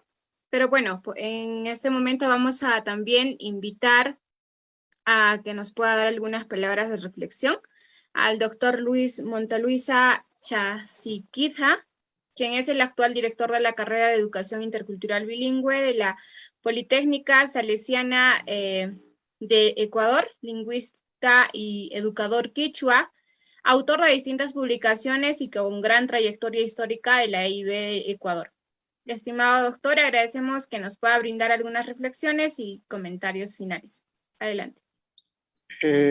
Muchas gracias a ustedes que han organizado este evento. Luego de haber escuchado, diríamos, las dos ponencias de tanto de José como de Winter, donde han hecho una muy interesante síntesis de los conceptos de interculturalidad y también de las prácticas y en muchos casos contradictorias a nivel de la política pública y de los estados y de los gobernantes y de los ministerios de educación. Yo quisiera añadir algunos puntos de reflexión nada más. Primero, en cuanto a la parte conceptual, se ha hablado de diálogo de saberes que es interesante, pero yo quisiera añadir que por interculturalidad se entiende compartir el poder. O sea, ¿y qué significa compartir el poder? No es poner a indígenas en los ministerios, no, compartir el poder significa respetar los territorios de las nacionalidades, respetar los procesos educativos, respetar los derechos, eso es compartir el poder. De tal manera que a nivel teórico creo que hay que tocar este punto, porque con los diálogos de saberes, pues, diríamos, si lo manejaran muy bien, sería interesante, ¿no? Y como lo han señalado aquí los expositores, pues, lo interesante a nivel de conocimiento es la complementariedad de las ciencias. Y aquí surge un primer gran problema, porque yo quisiera señalar las causas, diríamos, de esto, ¿no? Primero, en relación al poder. En el caso ecuatoriano, por ejemplo, y en algunos países, se ha hecho esta demagogia de declarar estados plurinacionales. Entonces sería una maravilla eso, ¿no? Plurinacional. Pero en la misma Constitución, por ejemplo, lo que se hace, y en el caso del Ecuador es un buen ejemplo de eso, que las constituciones tienen dos partes. La primera que es la declarativa, la dogmática, y la segunda que es la pragmática. Entonces, en la primera parte ponen las maravillas que la naturaleza, la Pachamama, que los derechos de la naturaleza, pero en la segunda parte, donde está la ejecución, entonces el presidente de la República puede poner las mineras, las petroleras, sin consultar a la población, y si es que hacen consulta no son vinculantes, y entonces, ¿para qué sirven las declaraciones? O sea, las constituciones han venido, la del 2008 es un retroceso frente a la del 98, que ahí sí era vinculante la consulta a los pueblos. Entonces, otra causa importante, diríamos, para que se den estos problemas es que todavía se sigue creyendo, y esto en las universidades más todavía, que hay la ciencia universal. No existe la ciencia universal todavía. Es posible que algunos pequeños aspectos de las ciencias, porque la palabra ciencia viene del latín. ¿Y qué significa ciencia? Conocimiento nada más. En griego era gnosis, y en quichua decimos yachay. Pero entonces no hay que hablar solamente de saberes ancestrales indígenas, no, es ciencia indígena. Entonces, la complementariedad de las ciencias es, diríamos, la alternativa que las universidades tendrían que practicar, y tendríamos que hacer eso, ¿no? Pero hay otro asunto más, que se ha perdido el horizonte de la humanidad y el horizonte del cosmos, ¿no? Se está solamente analizando lo que ha pasado en los últimos 500 años, de los últimos 1000 años.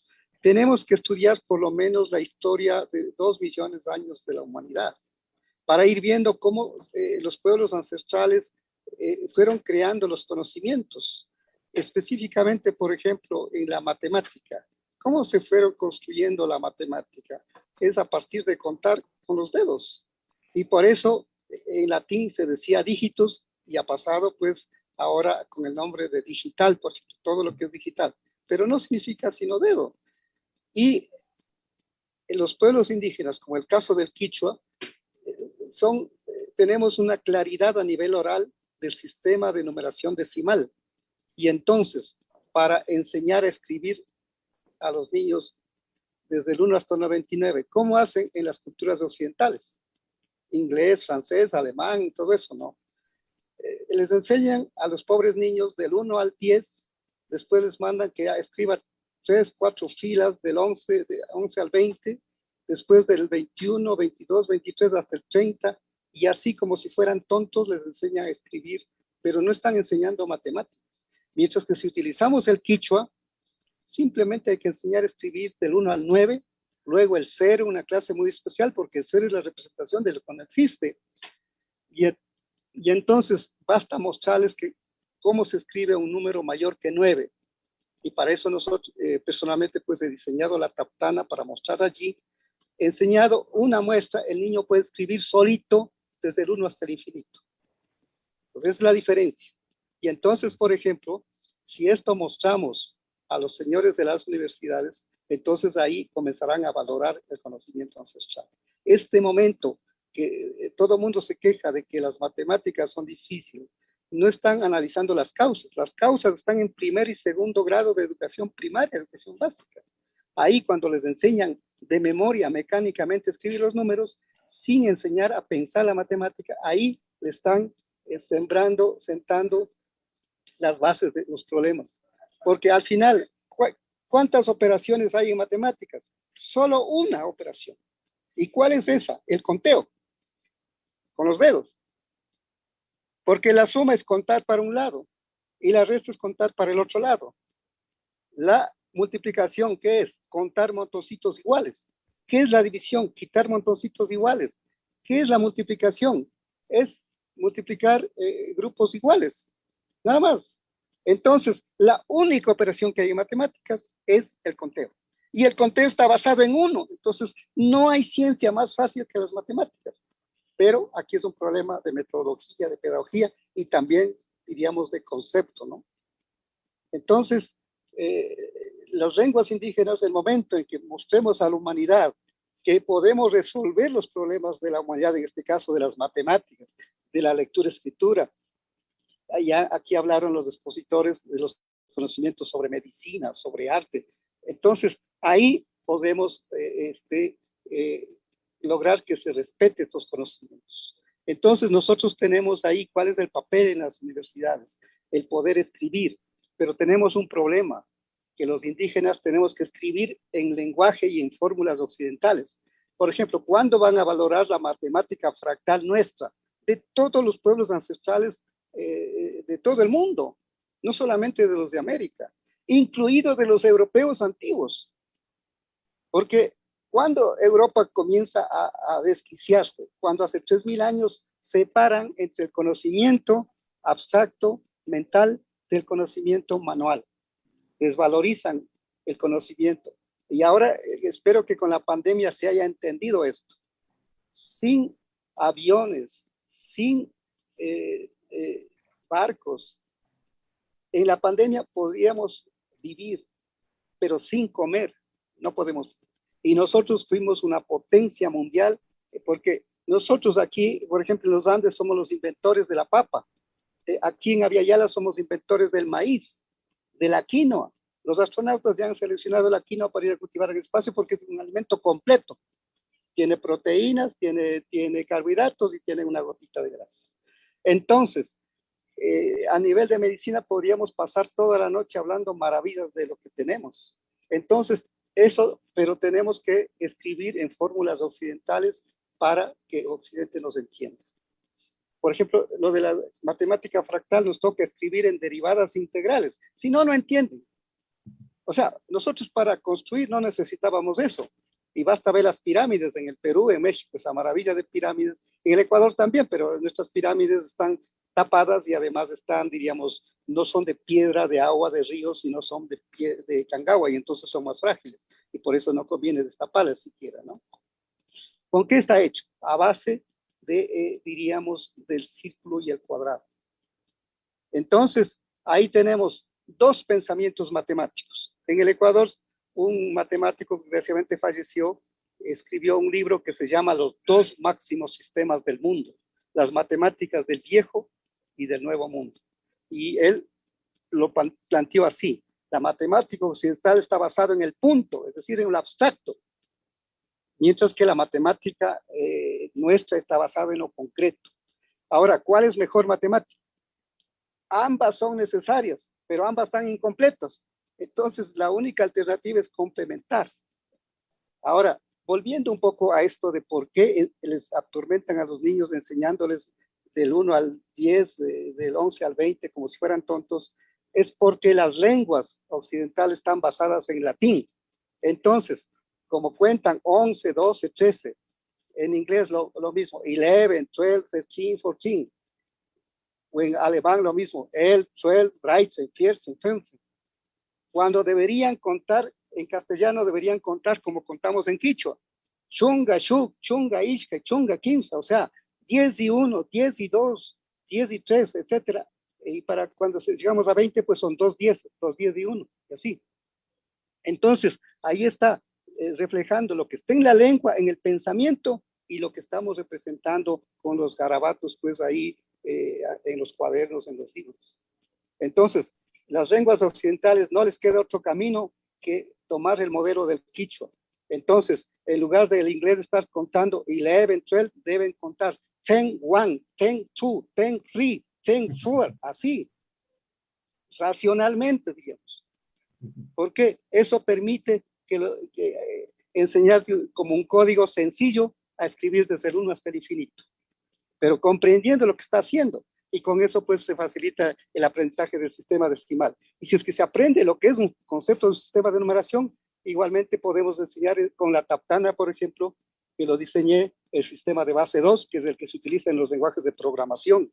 Entonces tenemos que posesionar las ciencias nuestras a nivel de todas las otras ciencias del mundo.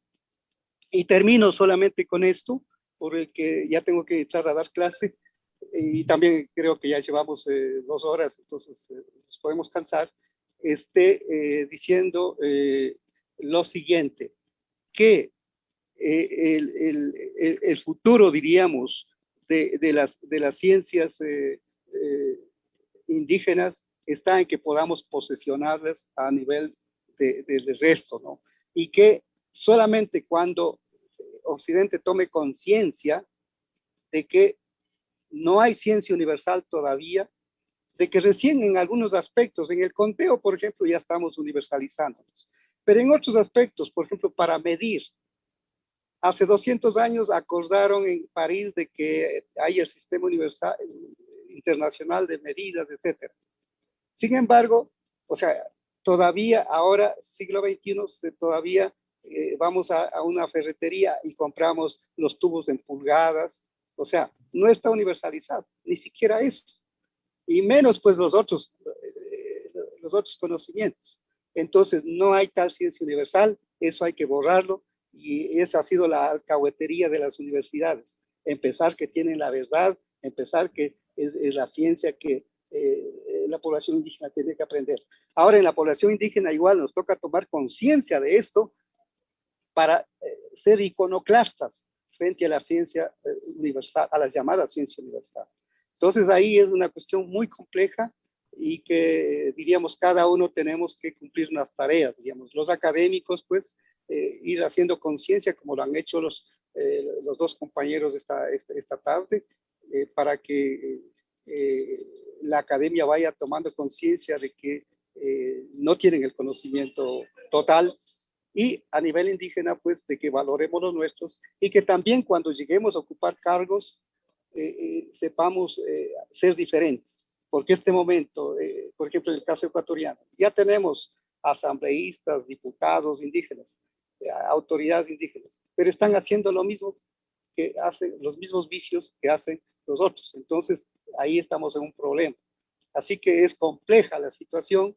Y con esto, pues quizá, diríamos, si es que esto contribuye en algo a que se discuta, pues que continúe la discusión.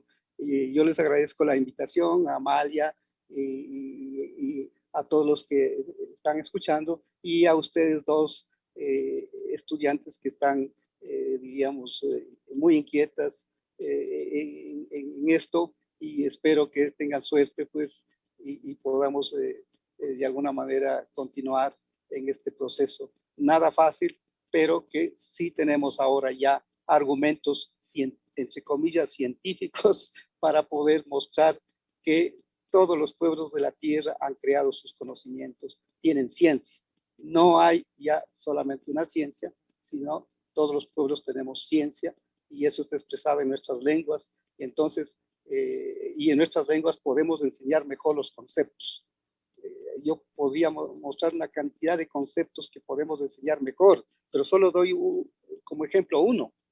Para enseñar sobre el cosmos, sobre la teoría del Big Bang, de la teoría de la relatividad, de la mecánica cuántica.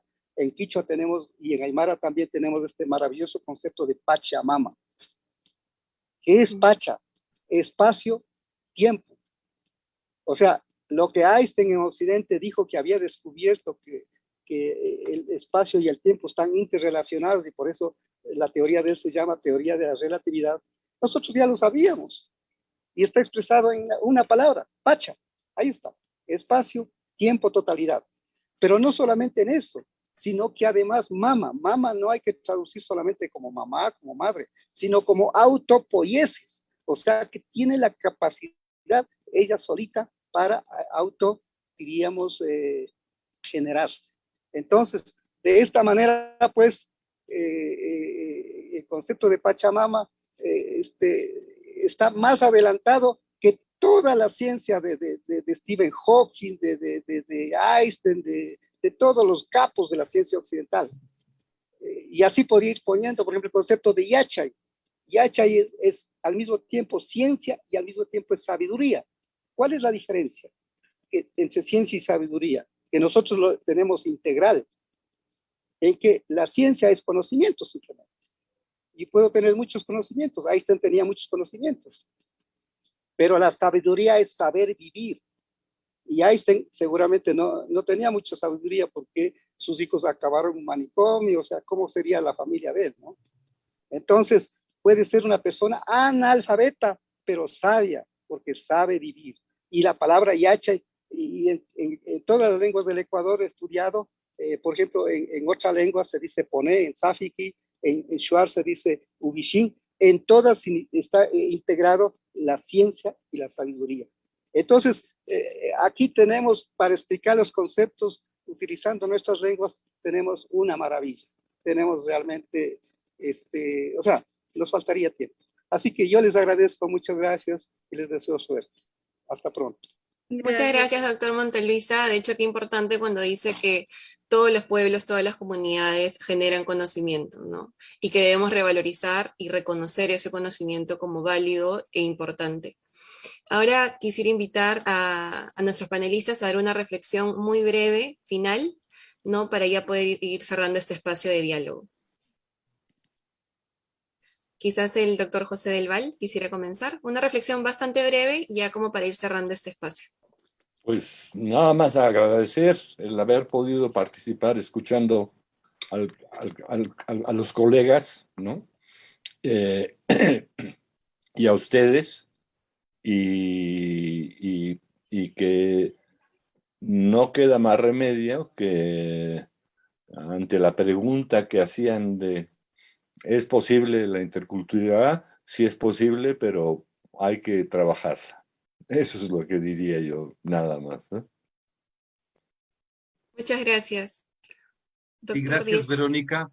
Fue un intercambio muy, muy rico. Aprendí mucho, tanto de José como de los comentarios de Luis, que agradezco también mucho, y también de las preguntas en el chat. No pudimos responder a todas, pero quisiera retomar una para terminar, que tiene que ver, alguien preguntaba, creo que fue Víctor, si las escuelas normales no deberían ser todas interculturales, en vez de clasificar algunas como interculturales porque son en territorio indígena.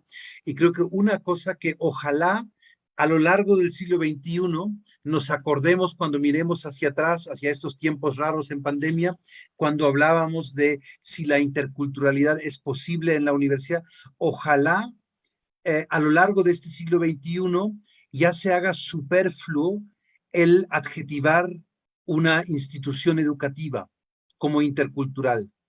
Ojalá nos riamos en algunos años diciendo qué raros que creíamos que debería haber universidades interculturales. Obvio que todas las universidades son interculturales.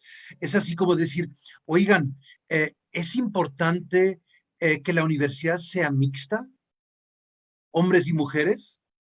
Estamos hablando de menos de 100 años.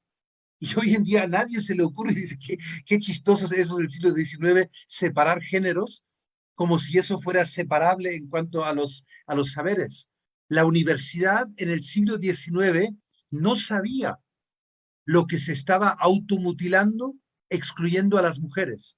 Pues ojalá en el siglo XXI la universidad se dé cuenta también lo empobrecida que se quedaría si deja fuera estos riquísimos saberes que Luis hoy nos compartió, que tienen que ver con matemáticas en lenguas originarias, pero también tienen que ver con cosmovisión, con epistemología.